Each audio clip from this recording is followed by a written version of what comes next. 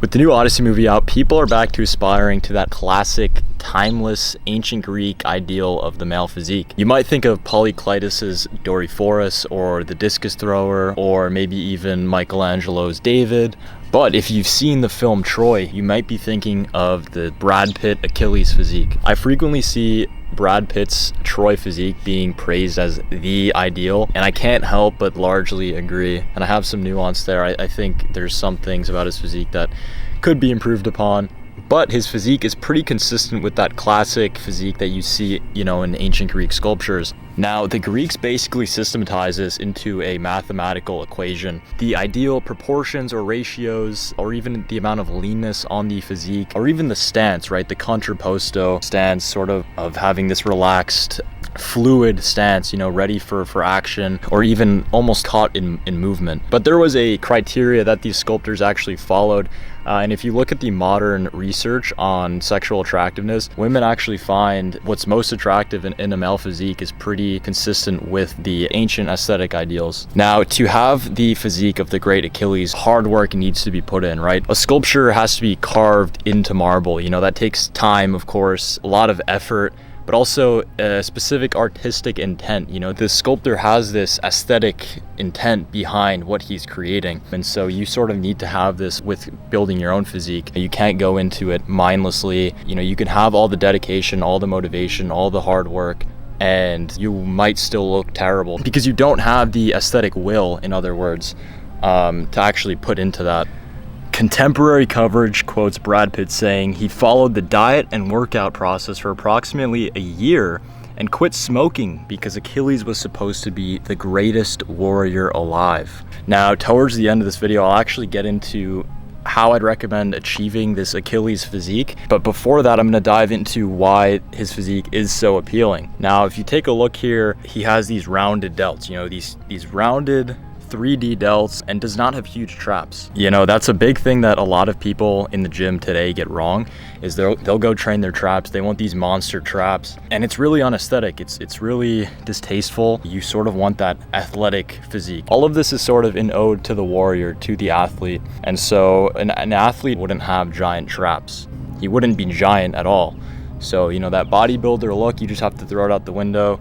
But yeah, rounded delts, don't want huge traps, and a well-developed upper chest. So if you look at these physiques, these aesthetic physiques, even if you look in the modern age, you see David Lade or guys like John Skywalker or Jeff Side, and they don't have like this droopy boob. Yeah, and so you want a well-developed upper chest. And we'll get into what I recommend for that, but we're just sort of discerning how this physique is aesthetic right now.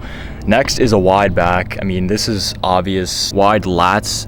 This is something that you might not think would affect the front of your physique, but it does. But also, obviously, from the back, you want an aesthetic back. So get a well-developed back, and there's ways I'd recommend doing this. I would recommend spamming rear delt flies, and this kind of coincides with the rounded shoulders as well. You want to hit a lot of rear delts. It kind of makes that really 3D look. Next is a narrow waist. Now, I will say what's more important is the ratio between your shoulders and your waist. If you have a really narrow waist but also really narrow shoulders, it's not really going to do you much. Likewise, if you have really wide shoulders but a really wide waist, it's not really conducive towards aesthetics. Unfortunately, a lot of this is up to genetics, but you can obviously train your shoulders, train your back. Some people out there believe that you can actually lengthen your clavicles through certain exercises like Shreve's rugs, or like rib cage exercises like pullovers. I'm not sure if I believe in that, but be my guest in believing that. Next is moderate arms. You don't want huge arms, but you want well-developed arms, obviously. I would say it's very, very important for your shoulders to protrude past your arms. I've spoken about this before, but this is why I recommend training your rear delts. I don't even train my triceps. And actually, I'd be lying if I said I haven't done a few curls, but I've never stuck to like a program where I'm training arms deliberately. I'm not ever going into the gym and hitting curls or hitting tricep extensions. It's all sort of what I get through compound lifts, and we're gonna get into this. Okay, and lastly, of course, we have athletic legs, right? You don't want these giant tree trunk legs. You kind of want legs that indicate speed but strength at the same time, right? It's more so a representation of the athlete or the warrior. These are proportions that would naturally occur in warriors who are lugging around armor, swinging around spears or swords, running, swimming, whatever may come to mind. And a lot of these sculptures were created after winners of athletic competitions, primarily wrestling. But the Greeks were a very competitive group of people. They would compete for just about anything, for plays, whoever wrote the best plays. They would compete for even sculptures, and then of course athletic bouts. And this kind of links to Polykleitos, who was the sculptor that created the Doryphorus. He was around in the 5th century BC in ancient Greece, and he argued for symmetria, which is the etymology of our word symmetry, although it's different in that it's not a sort of left-right symmetry. It's more so a precise, harmonious relationship between all parts of the body, right? Think of how my arms might compare to my calves. This is something that was brought up during the golden age of bodybuilding, right? Arnold would say, you want your biceps to be the size of your calves. Of course, this isn't an ancient Greek philosophy, but in the bodybuilding scene, there is that belief of having a shoulder to width ratio of 1.6. And so he devised a system and wrote it down in his canon. Unfortunately, we've lost this work, but we still have a lot of these sculptures to actually look at and see a pretty consistent theme in the aesthetic. Like I said before, you can see shoulders wider than the waist, not like crazy. You want enough muscle to where it indicates strength and power and capability for warriorship, but not too much to where it's inhibiting functionality, right? You want speed. Think of the swift-footed Achilles, right? You want a mix of the two, of strength and speed. And so modern surveys actually show that women prefer this aesthetic on men. Wide shoulders, smaller waist, muscular, but not too muscular, lean, but not crazy lean. And if you think about it, it's actually the physique that would best protect them in nature. So I think there's an argument to be made that there's this appeal to nature framework when it comes to beauty. You know, God created nature with perfect consistency. Why wouldn't aesthetics correspond with that, right? And so obviously being 300 pounds lean, like a, Ronnie Coleman, it's physically restrictive, it's not practical, and it may look cool, but in terms of natural beauty and aesthetics, that look is far from ideal. Maybe the proportions and leanness follow a similar pattern, but the grotesque leanness and size is, it's far from ideal. But on a little side note, I would say, if you want to bring Spengler into this, as a Faustian civilization, right, the same people that have erected skyscrapers, it's sort of a natural evolution for us to reach towards a more heroic or Ubermensch form in the male physique. And I will say this has been expressed through modern bodybuilding, albeit imperfectly. I would say this heroic manifestation of physical aesthetics was perfectly demonstrated through Arno Brecker's work. It's more heroic, it's more superhero-like. And so even the famous Salvador Dali said, God is beauty and Arno Brecker is his prophet. And this is an argument for another time perhaps, but just to clarify, I think Arno Brecker actually evolved past the Greeks in terms of the warrior form. Maybe it's not the most beautiful, maybe it's not the most aesthetic, but it is more Ubermensch-like, and I find that rather appealing, more so than the ancient Greek sculptures. But yeah, I think Brecker fits more into our modern framework. Okay, now let's talk about how to actually get this physique. Luckily, since it's pretty consistent with nature, with being an athlete or a warrior, a lot of the movements that you should be doing are just compound exercises, although you can benefit from isolation exercises. The training aspect is actually quite simple. Overcomplicating it is only going to do you worse. So I'm just going to be very brief with the training. I'm going to give 1 or 2 exercises per body part that I'd recommend hitting, and then I'm going to get into a bit of the diet and just where you should move depending on where you're at. So the Achilles physique, what sticks out is a well-developed chest and well-developed shoulders. Actually, going back to the ancient Greek philosophy, they had a word for this spiritedness, this thumos they called it, and they believed this resided in the chest. So a man with a weak chest was essentially a man with no will, with no spiritedness towards life. And so the chest, to the Greeks, was a very prized part of the body. So that being said, I would recommend incline bench press. This is what I do to start all of my push workouts. I'll do heavy incline bench. So I'll stick to 4 to 7 reps. I won't really go anywhat above that. The rest of the exercises kind of just prioritize your upper chest. Training your lower chest isn't really gonna do anything special for you. Doing upper chest movements is actually gonna give you more range of motion. So it's just gonna hit your chest better, I think. Now that being said, the Achilles chest isn't actually that dominant. So you want to work on your shoulders, and working incline is actually going to work on your anterior delts as well. But to get that rounded 3D look, you want to be doing a lot of lateral raises. And this is very simple. I'm sure you've heard this before, but yeah, definitely hit lateral raises. You can also do incline lateral raises. That's what I like to do, where you're on an incline bench and you just throw them up like this.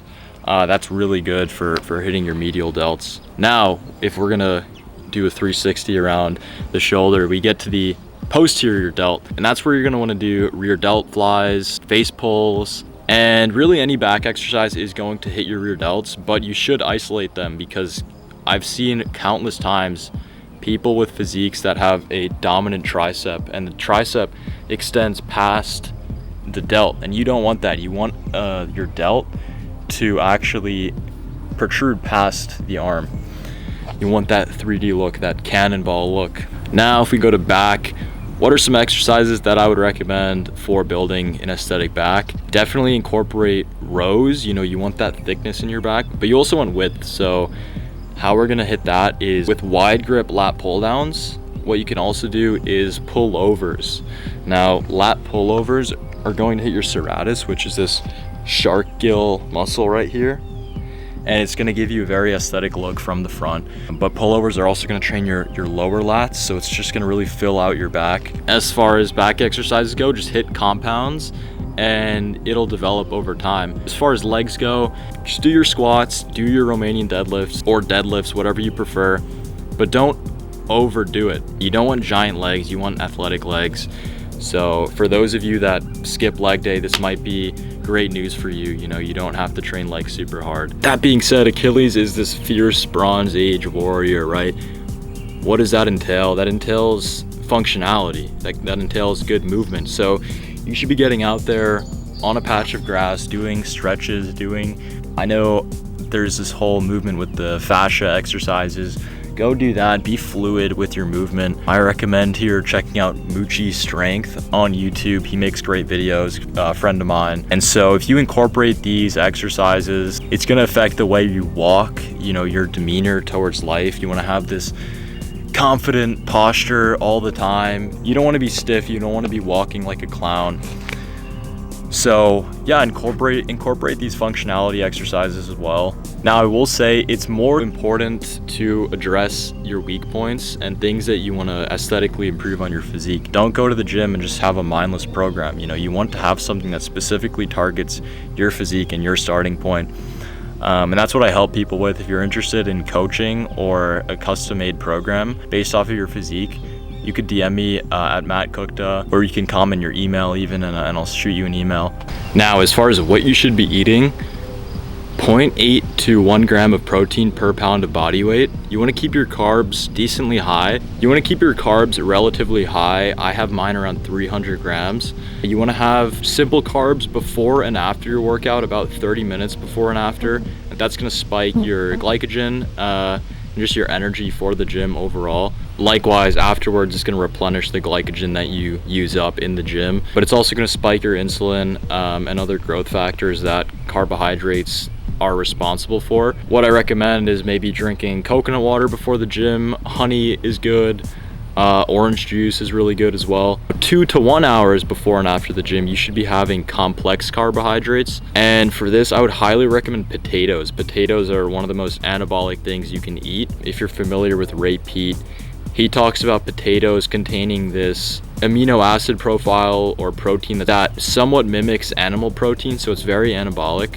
If you're too lazy to cook potatoes, go get yourself some Vandy potato chips. Shameless plug. These are organic, fried in beef tallow, no seed oils, very clean ingredients. Let me read this off. This is the barbecue flavor. Organic potatoes, 100% grass-fed beef tallow, regenerative organic brown sugar, regenerative organic powdered sugar, and the list goes on. It's very clean ingredients. The regular potato chips, it's literally just organic potatoes in beef tallow and salt. So very clean. You don't want potato chips cooked in seed oils. They're very inflammatory.